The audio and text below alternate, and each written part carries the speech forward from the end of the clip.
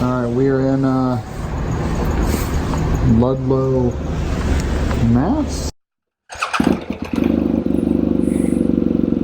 We're in Massachusetts for a track day.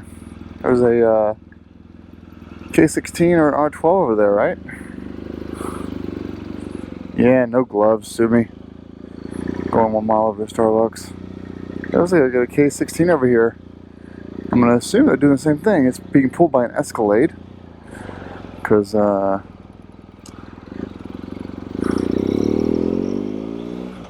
BMW owners. Alright, let's get some coffee over at Starbucks. It's 5:30, tag inspection starts at 7. It's a 20-minute ride over there, so I'll be able to get some coffee, put some contacts in, and tape off some of my lights before we have to get inspected.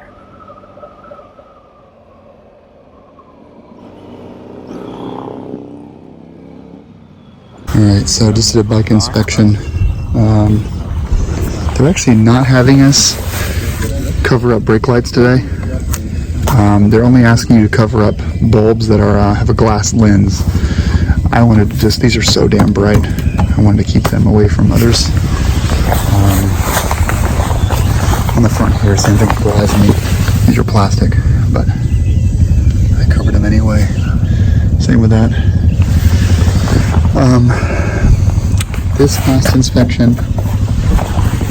Roger also passed inspection, which is great. And this also passed inspection here. They were happy about this, actually, believe it or not. But they asked me to remove the Garmin, which is a bummer because I want the GPS tracks. They also asked me to remove this GoPro. Primarily this part here that breaks. So this part there. And that unless I can hold it, clamp it down like this, they just don't like it. This is not to their style. But these are off. Everything else is good. You know, this comes to a close. It says good brake feel. They check the tires and brakes. What else did they check? That was really it. Hopefully you've experienced where it helped you back on the street. Yeah. Cool. All right. Figured out you are at a non-sport bike track day. Really no different than our regular track days, other than there's bigger bikes. End up being 9:15 the first hour. So normally you're going to have 20-minute sessions. So blue would be at the top of the hour, intermediate yellow will be at 20 after the hour, and red will be at 40 after the hour.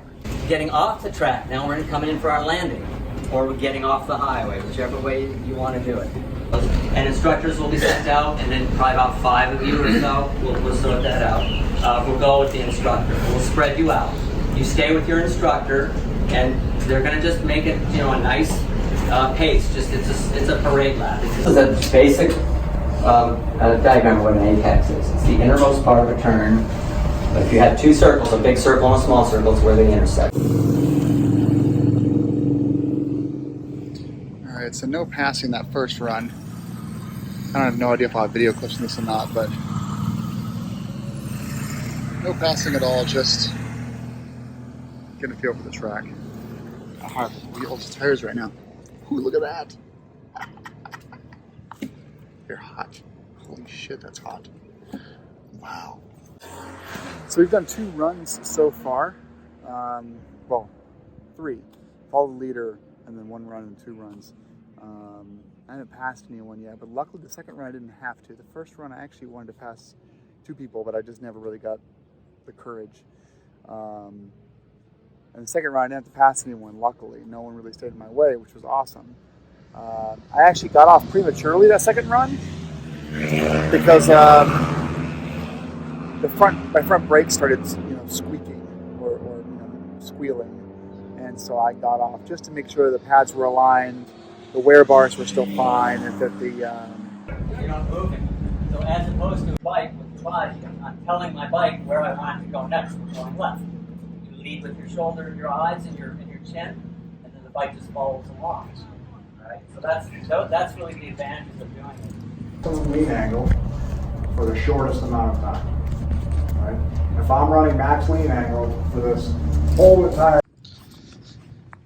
All right, we're gonna go check out this last view here before I head out. There's one more run today, but I got a 2.5 hour ride home.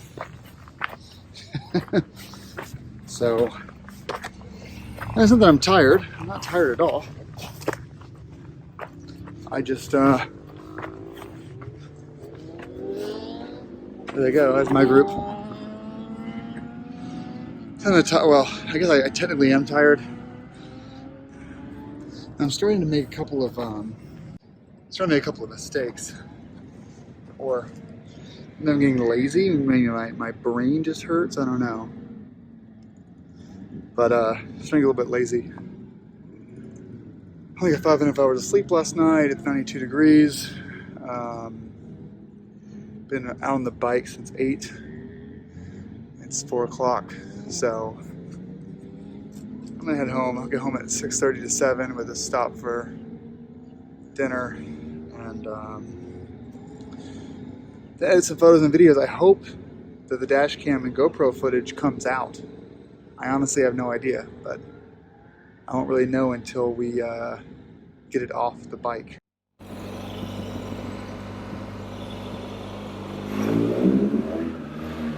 Oh, it's not Dynamic Pro. Oops. Which means that it very much wants to wheelie. There's a little bit of a downtime from that shit. There we go. Okay, so I like doing these like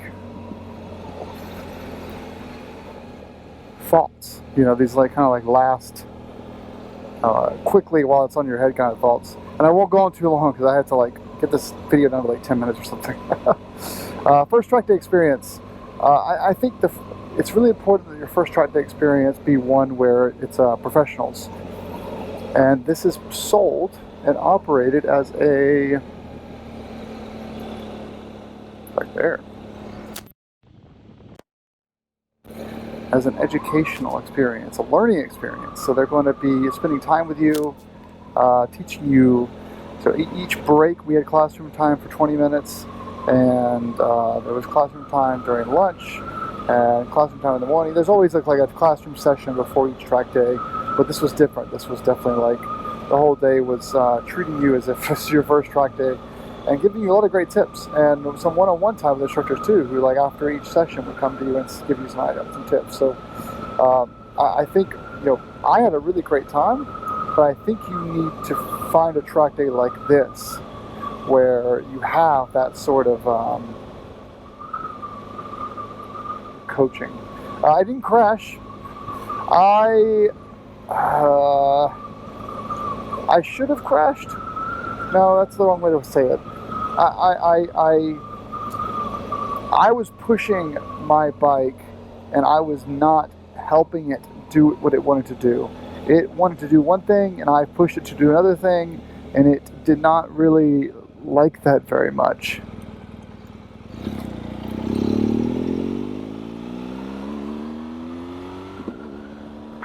And so I feel like, you know, like for example, one of the turns, maybe I can put some video here if I remember too. One of the turns, you know, it's down, you're going downhill, and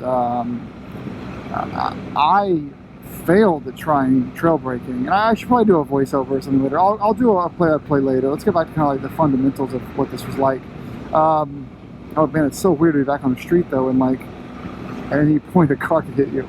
So now I have to go back to like my old habits, which was you know, delayed or late apex, as opposed to riding the line on the inside. Whew, need to get out of that. The bike did fantastic.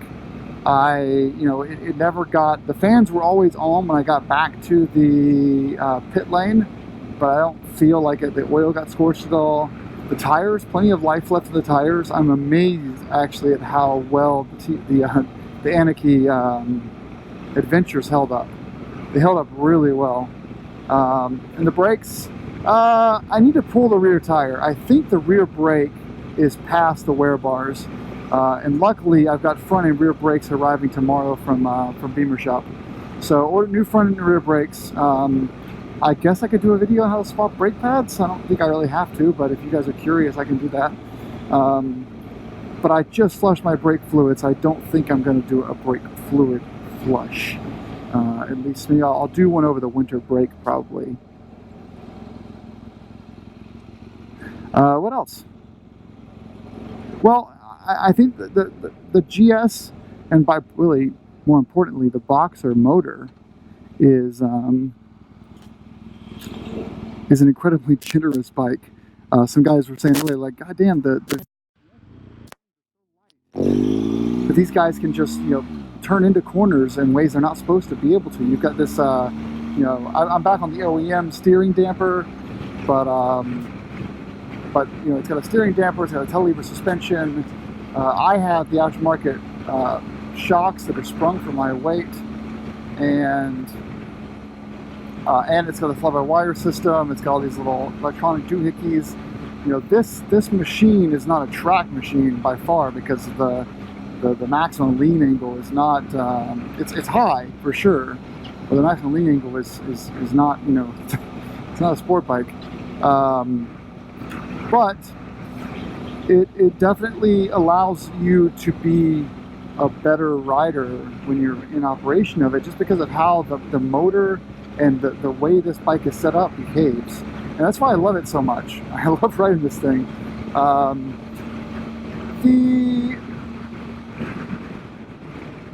The track day though, overall, I had a ton of fun. I would like to do this probably once a year. It's not a situation where I've kind of caught a bug, where like they're kicking me out and I'm going to be here every 2 weeks. No, I don't feel that way about it at all.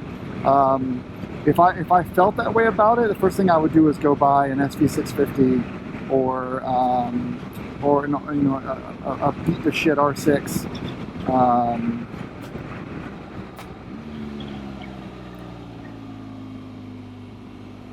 And basically,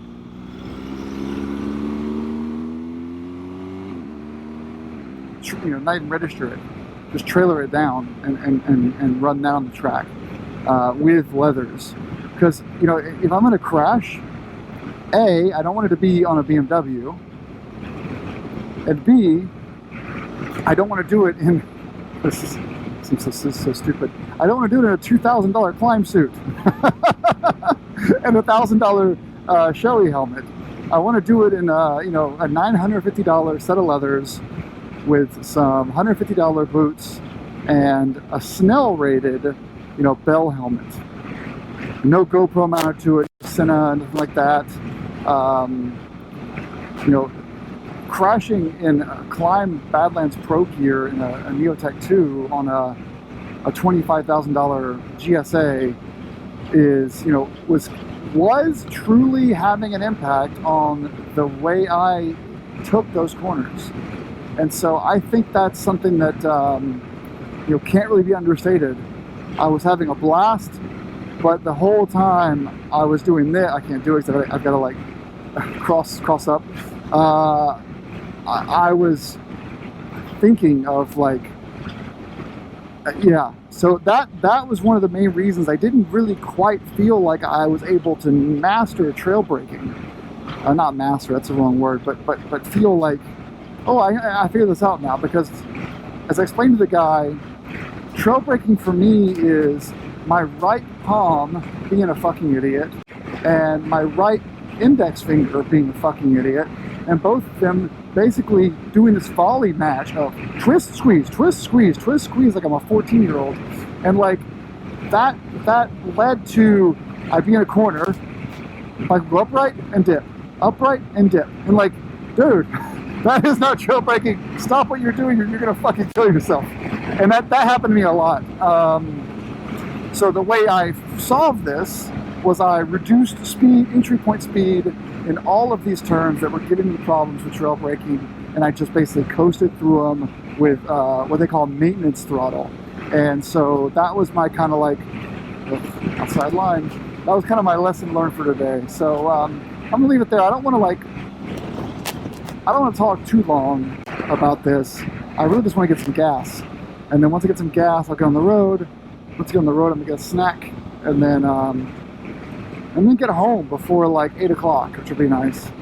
So first track day, I think what I'm going to do is I'm going to post the raw videos for your viewing pleasure, and those will be separate. And then I'll do this video with some of my clips as another video, and maybe some highlights thrown into this voiceover here, because I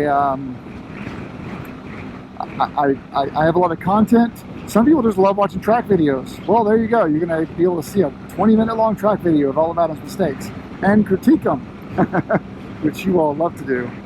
And then, you know, and then I'll get to watch them back and learn from them too during this editing process. So it's great fun for everyone, fun for the whole family. Get the kids off the Nintendo 64, pull them in the family room and show them some track videos. Ooh, that was fun.